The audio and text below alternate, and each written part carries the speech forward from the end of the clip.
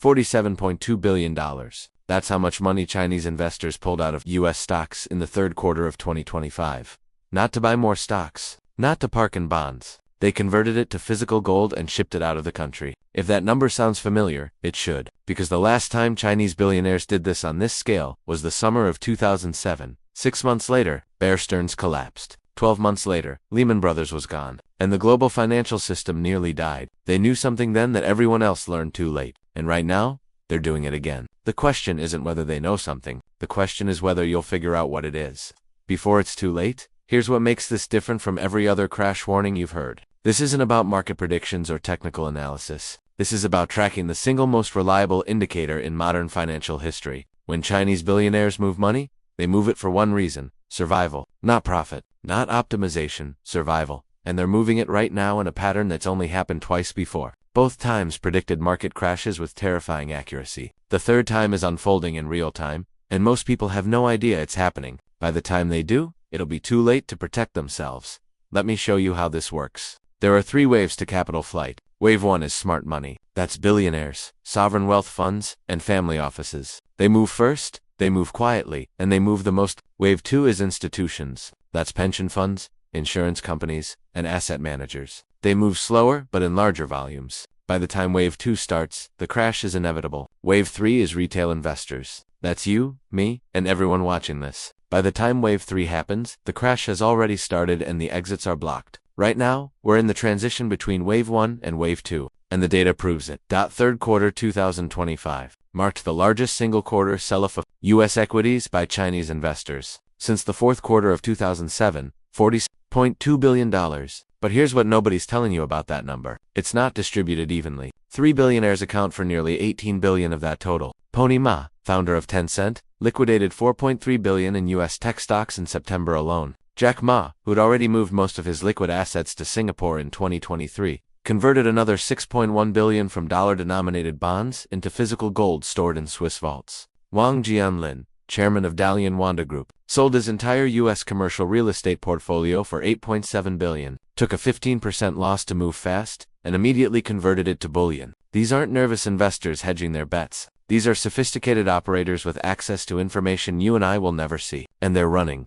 But here's where it gets interesting. They're not just selling American assets, they're selling everything that includes treasuries, corporate bonds, money market funds, even dollar-pegged stable. The goal isn't to rotate into different investments. The goal is to exit the dollar entirely. And there's only one asset they trust enough to move this kind of money into all at once. Gold. Physical gold. Not gold not gold futures. Not digital gold certificates. Bars stored in vaults they control and jurisdictions they trust. Switzerland, Singapore, and increasingly Dubai, because when you're moving 8 or 9 figures, you're not worried about convenience. You're worried about seizure risk. Now pause for a second and think about what that means. The wealthiest investors in the second largest economy in the world believe there's a non-zero chance their dollar assets could be frozen, seized or devalued so rapidly that liquidity won't matter. That's not a market call. That's a geopolitical calculation. And if they're right, it means the coming crash isn't just financial. It's systemic. It's the kind of event that resets the rules of the game entirely. And they're preparing for it right now, while the rest of the world watches Nvidia hit new highs and argues about whether we're headed for a soft landing. Let me show you the timeline. In 2007, Chinese capital flights started in March.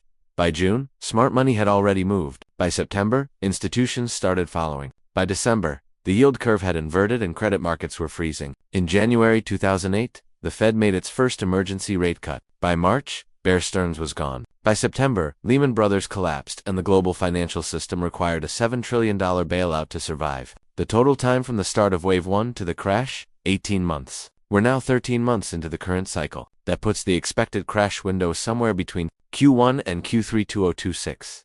And every data point we've seen in the last 90 days confirms that timeline. But here's what makes this scarier than 2008. In 2007, Chinese billionaires were worried about a U.S. housing bubble and subprime contagion. That was bad, but it was containable. This time, they're worried about 3 simultaneous bubbles. The everything bubble, an equities driven by AI hype and passive flows. The commercial real estate bubble sitting on regional bank balance sheets like a ticking time bomb. And the sovereign debt bubble with U.S. government debt now exceeding 120% of GDP and interest payments, consuming more than the defense budget. You can survive one bubble popping, you can maybe survive 2, but 3 at once. That's not a recession. That's a systemic reset. And the smart money knows it. Now here's the part that should terrify you. Wave 2 has already started. In the last 60 days, we've seen pension funds in Canada, Norway, and Japan begin reducing their U.S. equity exposure for the first time in a decade. The Government Pension Investment Fund of Japan, the largest pension fund in the world, cut its U.S. stock allocation from 28% to 23% in October. That's $170 billion in selling pressure. Norway's sovereign wealth fund, which manages $1.6 trillion,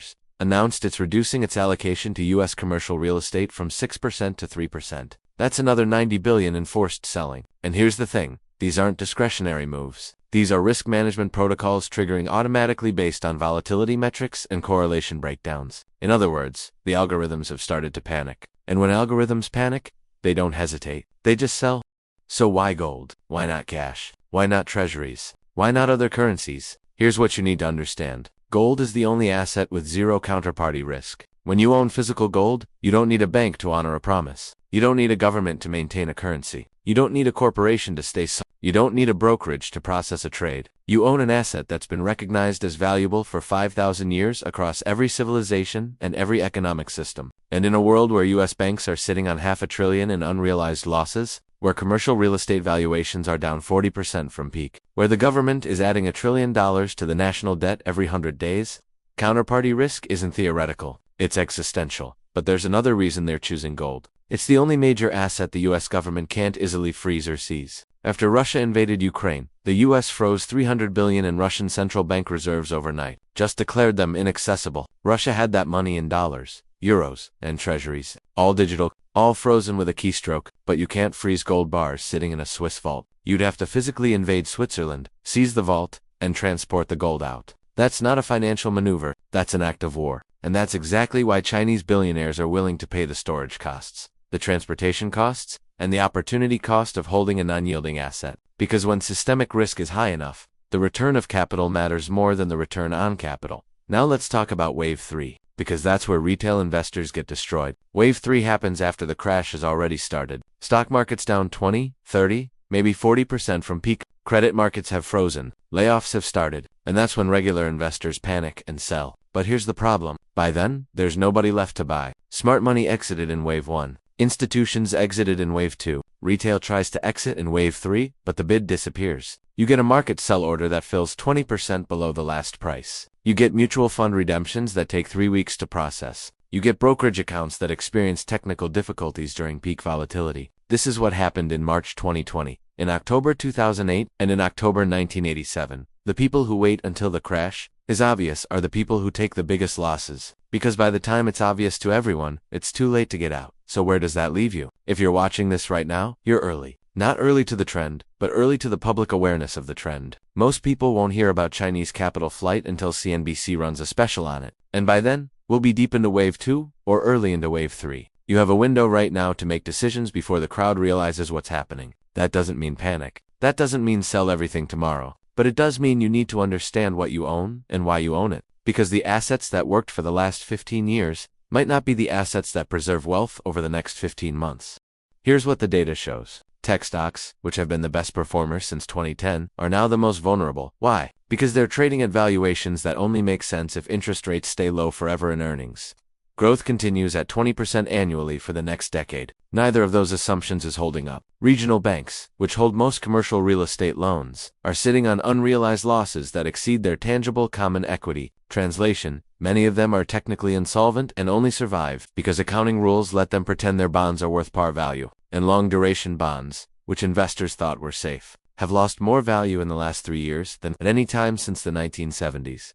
The traditional 60-40 portfolio, 60% stocks and 40% bonds, is down 18% from its peak and more volatility is coming. But here's what Chinese billionaires are doing instead. They're holding physical gold, short-term treasuries for liquidity, and real assets in jurisdictions with strong property rights. That means farmland, energy, infrastructure, and water rights in places like New Zealand, Switzerland, and parts of South America. These aren't assets you buy for growth. These are assets you buy for survival. Because if the dollar loses reserve currency status, if U.S. debt spirals out of control, if the commercial real estate crisis spreads to the broader banking system, you want to own things that have intrinsic value regardless of what happens to financial markets. Food production, energy, water, and gold. Now I know what you're thinking. This sounds extreme. And maybe it is. Maybe Chinese billionaires are wrong. Maybe they're overreacting. Maybe the Fed will pull off a miracle and engineer a soft landing despite 40-year high debt levels, the fastest rate hike cycle in history, and 3 simultaneous asset bubbles. Maybe, but here's the thing. These people have been right before. In 2007, everyone said they were crazy for selling US real estate at the peak. In 2015, they moved money out of China right before the yuan devaluation. In 2021, they sold tech stocks 6 months before the Nasdaq peaked. They have a track record. And right now, they're more scared than they've been since 2007. That should tell you something. The timeline is tight. If the 2007 pattern holds, we're looking at a crash window between Q1 and Q3 2026. That's 4 to 10 months from now. Q3 2025 data is already in, and it shows the trend accelerating, not slowing. Chinese capital flight hit 47 billion in one quarter. If that continues, we're looking at close to 200 billion in annual outflows. Add in institutional selling from Wave 2, and you're looking at $500 billion in forced selling pressure over the next 12 months. The market can't absorb that without and when repricing starts, it doesn't happen slowly. It happens fast and all at once. So here's what you need to do. First, understand what you own. If your portfolio is heavy in tech stocks, commercial real estate, or long-duration bonds, you're exposed to all 3 bubbles. Second, consider diversification beyond traditional assets. That might mean adding gold, it might mean holding more cash,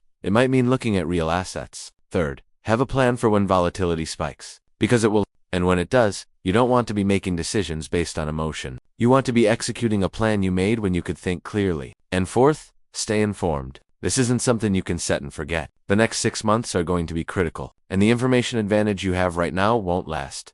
Chinese billionaires just moved $47 billion into gold. They've done this twice before. Both times, they were right. If you're waiting for a clearer signal, you're waiting too long. The smart money has already moved. The question is whether you'll move with Wave 2 or wait for Wave 3. Because by the time Wave 3 starts, the exits will be blocked and the damage will be done. Don't let that be you.